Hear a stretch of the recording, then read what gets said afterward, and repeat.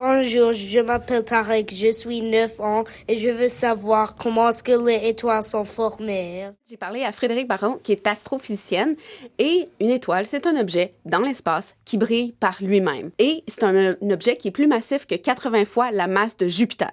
Notre Soleil, par exemple, est une étoile. Et quand on regarde le ciel nocturne, ce qui est intéressant, c'est que tous les petits points lumineux qu'on voit dans le ciel, c'est pas nécessairement toutes des étoiles. Parfois, ça peut être des planètes, ça peut être des satellites, ça peut être des astéroïdes. Donc, ils apparaissent brillants, en fait, parce qu'ils réfléchissent la lumière du soleil, pas parce qu'ils émettent leur propre lumière. Similaire pour une étoile filante. On appelle ça une étoile, mais en fait, c'est un morceau de roche qui rentre dans l'atmosphère et qui va brûler. C'est pour ça qu'il est brillant. Donc, c'est pas une étoile. Comment elles sont formées, les étoiles, justement? Ça, c'est une très bonne question et je vais laisser Frédéric Baron répondre. Donc, une étoile, ça va naître dans le vide interstellaire, si on veut, mais ce vide-là, il n'est pas complètement vide. Il y a toujours des petites poussières qui se promènent. Et là, les poussières vont commencer à tourner l'une autour de l'autre. Et il va y en avoir de plus en plus, jusqu'à temps que ça forme un disque protostellaire dans lequel va se former une proto-étoile et un disque protoplanétaire. Et donc, la proto-étoile, proto, ça veut dire bébé. Donc, c'est seulement la bébé-étoile qu'on a ici.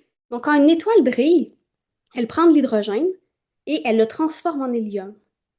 Puis ensuite, elle va prendre l'hélium et elle va le transformer en lithium.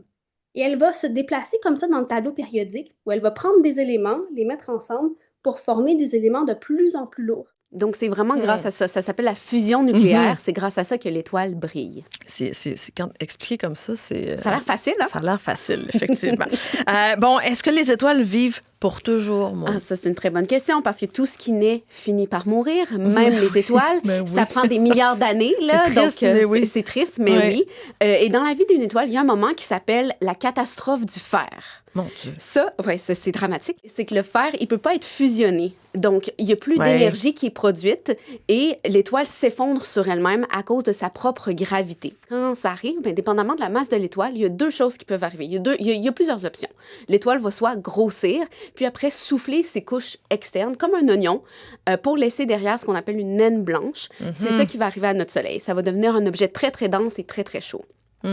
Ou l'étoile va exploser. On appelle ça une supernova, pour laisser derrière soit une étoile à neutrons, qui est un noyau d'environ 10 à 20 km de diamètre, donc vraiment très, très petit, mais de la masse du Soleil, ou ça va laisser un trou noir. Donc, un objet si dense que même la lumière n'arrive pas à s'échapper. Qui absorbe les choses autour. Mais quand une étoile meurt, par contre, les restes vont former une nébuleuse, qui est comme un nuage, qui va permettre la formation de d'autres étoiles et de d'autres planètes.